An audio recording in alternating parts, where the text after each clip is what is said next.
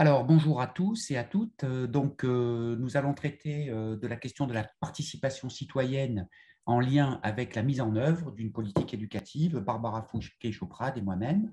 Je commencerai cette conférence pour introduire un peu la question que nous allons poser et la façon dont nous allons la traiter. Alors, nous allons réfléchir sur un cas concret qui est le cas de la Suisse et notamment d'une réforme éducative en Suisse et plus particulièrement dans le canton de Genève. Alors, nous sommes partis d'une question qui est la spécificité des institutions suisses, hein, et notamment la participation citoyenne, qui est une des caractéristiques essentielles des institutions politiques en Suisse. Et donc, la question que nous posons, c'est celle de l'influence de ces institutions sur la façon dont l'action publique en éducation à la fois est acceptée, c'est-à-dire acceptée par la population, légitimée et mise en œuvre. Donc, nous avons choisi cette thématique aussi en grande partie parce que c'est assez contrasté par rapport au cas français, contrasté au plan des institutions, bien sûr, politiques, mais aussi contrasté au plan de la nature des réformes que l'on peut réaliser. Et notamment, nous sommes partis de l'idée qu'en France, mais pas uniquement en France, aussi dans d'autres pays, eh bien, il y a une forte difficulté ou des difficultés pour réformer l'école, pour faire consensus sur ce que doit être l'école, sur ce que devrait être l'école et comment, en quelque sorte, l'école peut répondre aux attentes de la société.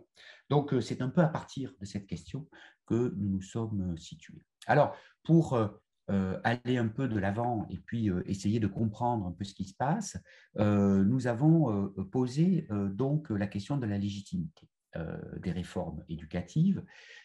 Comment, en fin de compte, en quelques mots, c'est quoi la légitimité des réformes? C'est-à-dire comment ces réformes sont acceptées et comment, en fin de compte, on peut créer un consensus autour d'une nouvelle définition de l'école, c'est-à-dire si l'on veut réformer un système en profondeur, eh bien, comment est-ce que l'on procède et à partir de quel type d'activité.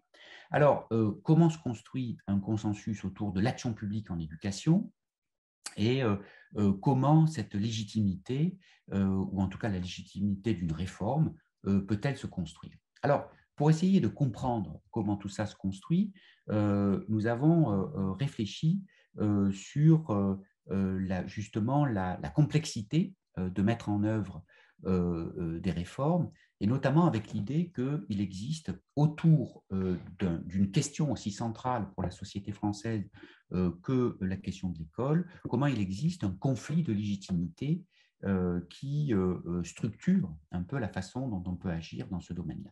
Alors, un premier point, c'est pourquoi est-ce qu'il y a un conflit de légitimité? Eh bien, un premier point, c'est qu'il y a conflit de légitimité parce qu'il y a plusieurs principes qui coexistent simultanément pour donner du sens à l'école. Alors, c'est tout à fait normal, dans une société complexe, diversifiée, eh bien, il y a plusieurs points de vue et plusieurs conceptions de ce que doit être, de ce que devrait être l'école ou une école juste, par exemple. Alors, il y a plusieurs conceptions de ce que doit être l'école, premièrement. Il y a aussi l'idée que ces conceptions sont portées prioritairement par des types d'acteurs institutionnels différenciés. Par exemple, la vision que peuvent avoir les enseignants de l'école, qui est une vision forte, bien sûr, puisque ça fait partie de leur métier, évidemment, eh bien, peut, par certains côtés, être très différenciée par rapport à la vision que peuvent en avoir les familles. Bon. Et les familles aussi ont évidemment un rôle très important à jouer dans l'éducation de leurs enfants, euh, je pense. Et donc, il y a plusieurs types d'acteurs porteurs de conceptions différenciées de l'école, et l'idée, c'est que ces principes entrent en conflit. Et donc, ces conflits sont d'autant plus forts qu'on se situe, quand on veut réformer l'école, dans des situations de changement, et que ces situations de changement eh bien, exacerbent un peu ces conflits de légitimité. Alors, de ce fait, on peut se questionner devant cette idée. Ce conflit de légitimité, je dois dire qu'il existe en France, dans d'autres pays, il existe aussi en Suisse. Hein. Ce n'est pas une situation initiale qui différencie obligatoirement les deux pays dont nous parlons prioritairement. La différence que l'on peut trouver, c'est que dans le cas de la Suisse, eh bien, il y a un principe, il y a un système politique, un système institutionnel qui valorise fortement et qui utilise fortement la participation citoyenne, avec l'idée que cette participation citoyenne est au cœur des décisions politiques. Et donc l'idée et la question, c'est la façon et comment la participation citoyenne agit-elle sur l'action publique en éducation, quelles sont les conséquences en quelque sorte de ce système sur la nature des réformes. Alors, une sous-question, je dirais, qui peut être posée à partir de cette question principale, c'est quelle forme de légitimité cela suppose-t-il? En quoi cette nouvelle forme, cette forme spécifique de légitimité permet-elle de construire des consensus et surtout des consensus durables concernant l'école. L'hypothèse que nous faisons, une hypothèse sous-jacente, c'est que sous certaines conditions, le cadre de la démocratie participative, alors on aurait dû dire le cadre institutionnel de la démocratie participative, est justement un moyen de limiter les conflits, ou en tout cas de les résoudre en grande partie, et par le simple fait qu'on implique les citoyens dans la construction même de ces réformes. Voilà un peu pour le cadre des questions que nous posons, et je passe la parole à Barbara. Alors, le système politique suisse se définit par deux caractéristiques contrastées comparativement au système français. D'une part, il est décentralisé et d'autre part, il est caractérisé par une démocratie dite participative. La démocratie suisse se définit souvent comme le pouvoir du peuple, pour le peuple et par le peuple. Donc, ça repose sur l'idée qu'il y a un usage des outils de la démocratie participative qui permettent aux citoyens de participer. Et ces outils se déclinent à tous les échelons politiques, donc confédération, canton et commune. Donc, ces trois outils sont le référendum. Pour faire vite, il permet d'agir sur la constitution fédérale ou cantonale. L'initiative populaire, qui permet d'agir sur les lois existantes ou des propositions de loi, et la pétition, qui n'a pas de valeur obligatoire, mais qui permet aux citoyens de formuler des demandes aux autorités cantonales ou communales. Alors concrètement, pour le citoyen, ça signifie qu'ils peuvent être appelés plusieurs fois par an à se prononcer sur un ensemble d'objets de vote qui sont très divers. Ça peut aller de considérations législatives à des décisions très localisées.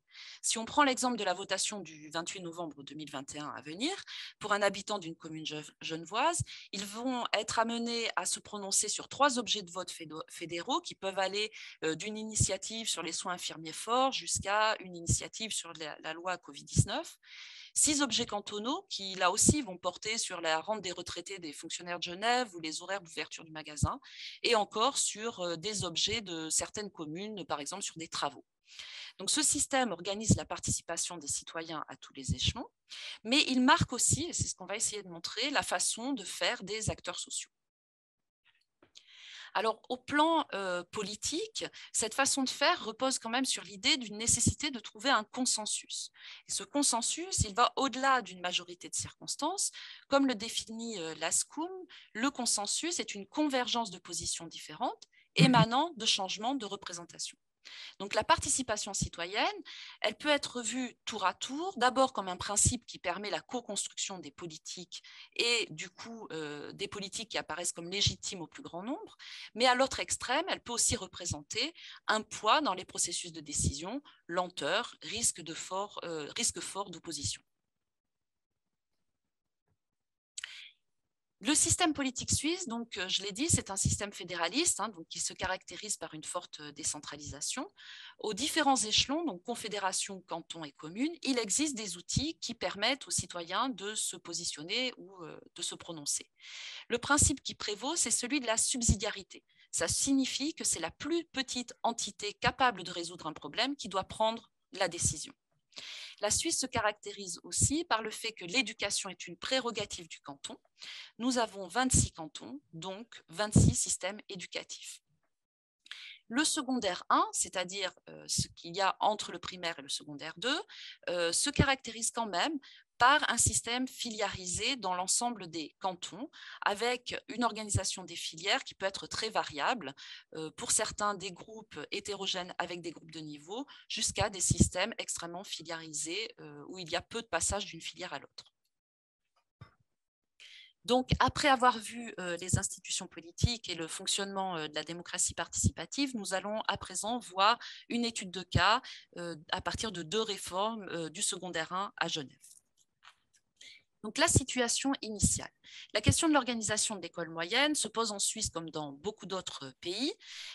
La question, c'est de savoir comment organiser ce niveau d'enseignement entre le primaire et le début du secondaire 2. Faut-il regrouper les élèves dans des filières homogènes ou hétérogènes? Et même une fois qu'on a fait ce choix-là, il faut encore se questionner sur les modalités concrètes. Dans le cas de Genève, l'école primaire est hétérogène, de la 1P, donc de la première primaire à la 8e primaire. Les élèves en 8P passent des épreuves cantonales et la moyenne des épreuves cantonales et des notes au contrôle continu constitue l'orientation des élèves vers une des 3 filières. À l'issue des 3 années du cycle d'orientation, qui vont donc de la 9CO à la 11CO, les élèves sont orientés vers des formations du post-obligatoire. Pour les élèves qui sortent des filières les plus exigeantes, ils peuvent aller vers le gymnase. Les élèves qui sortent de la filière à exigence moyenne peuvent aller vers une école de culture générale ou une formation professionnelle. Et enfin, les élèves qui sortent de la formation élémentaire peuvent aller vers des voies professionnelles. Les établissements sont appelés des cycles d'orientation, car l'objectif est bien d'orienter les élèves vers un parcours post-obligatoire. Alors, s'agissant du cycle d'orientation genevois, il a été créé dans les années 60 déjà un système filiarisé. À partir des années 70, une expérimentation dans quelques cycles d'orientation a donné quelques classes hétérogènes. On va garder ce double système qui va perdurer jusqu'aux années 2000.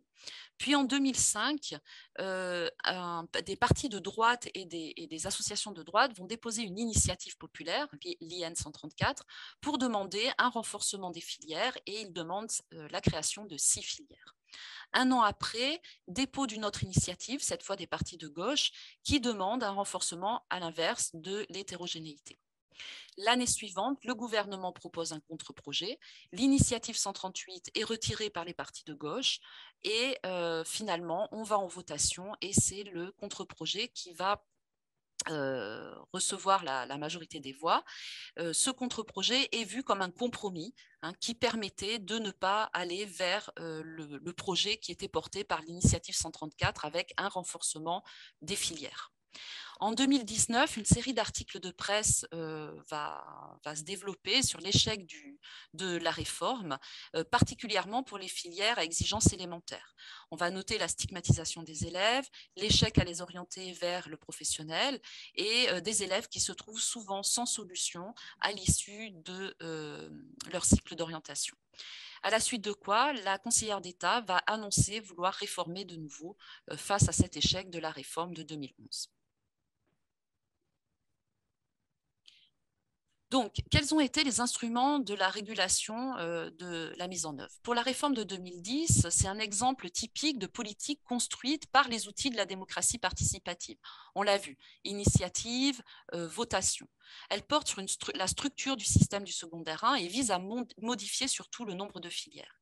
La division du travail était assez claire. Aux politiques, la légitimité pour penser l'organisation générale des curricula, nombre de filières, modalités de passage, passerelles, tout ce qui concernait la pédagogie et plus généralement l'activité en classe, l'enseignement, les apprentissages, était renvoyé aux enseignants. C'est à eux, en tant que professionnels, à faire les choix qu'ils jugeaient pertinents pour enseigner au mieux. En d'autres termes, il s'agissait de faire une réforme structurelle sans réforme pédagogique qui était pourtant inévitable. Tout changement de structure implique un changement des réalités locales et il devient nécessaire de raisonner sur les façons de faire et d'enseigner. Donc finalement, la réforme de 2010 n'a pas résolu les problèmes pédagogiques, laissant aux enseignants et aux établissements la responsabilité de le faire. De ce point de vue, la régulation de la mise en œuvre s'est faite par 2 instruments complémentaires, le règlement qui va définir les notes nécessaires pour passer d'une filière à l'autre, par exemple, et les valeurs professionnelles, conception du métier, définition du bon ou du mauvais élève, jugement professionnel, etc. Donc, cette réforme est présentée par tous comme le fruit d'un consensus. On voit ici 2 extraits de députés, d'entretiens avec des députés, qui montrent que finalement, ce consensus se présente plutôt comme un compromis politique.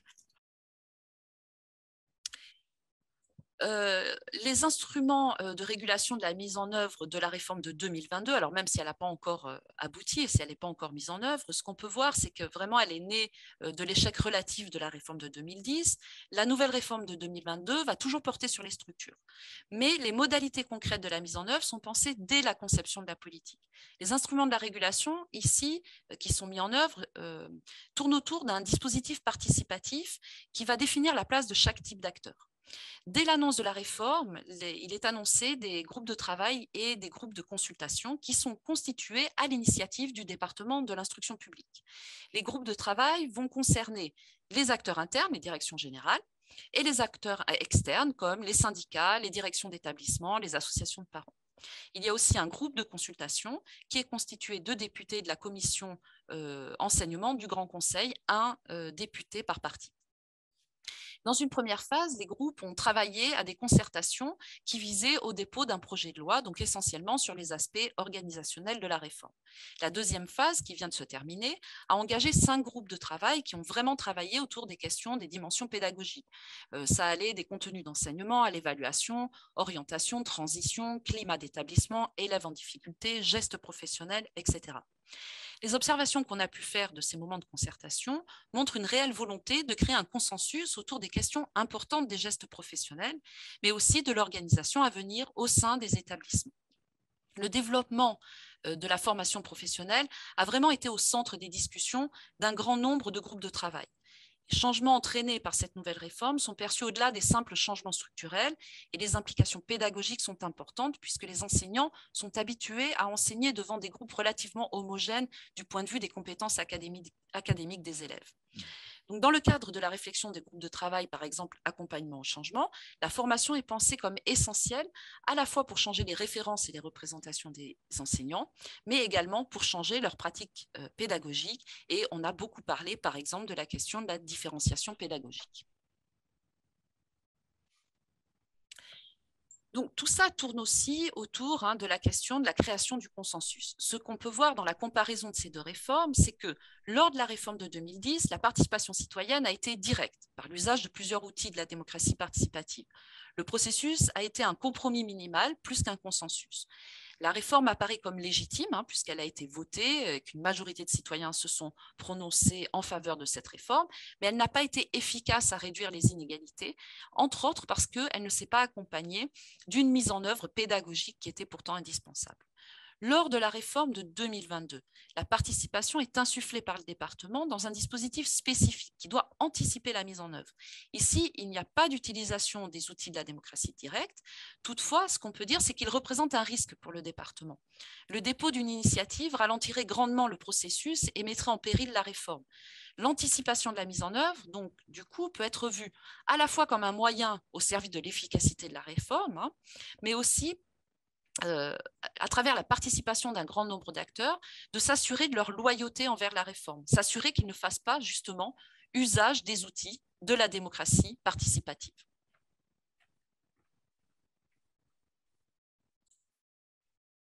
Alors, merci.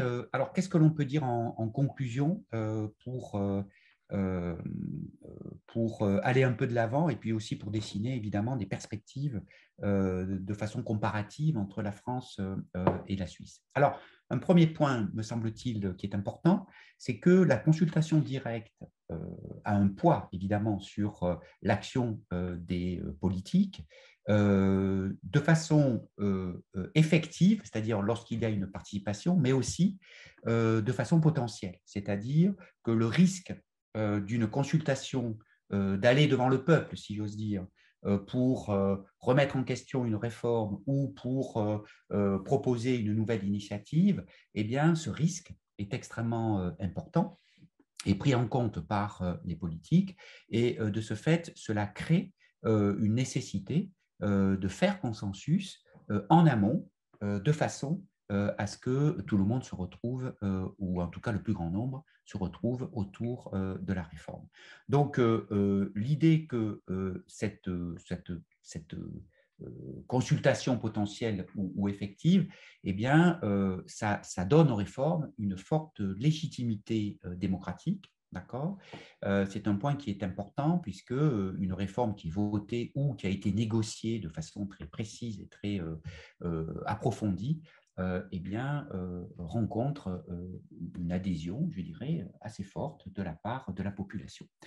Dans la réforme de 2010, on l'a vu, la division du travail entre le politique et, je dirais, les professionnels de l'éducation était assez classique. D'un côté, pour les politiques, la réforme des structures et du côté des professionnels, une forte légitimité pour agir en classe.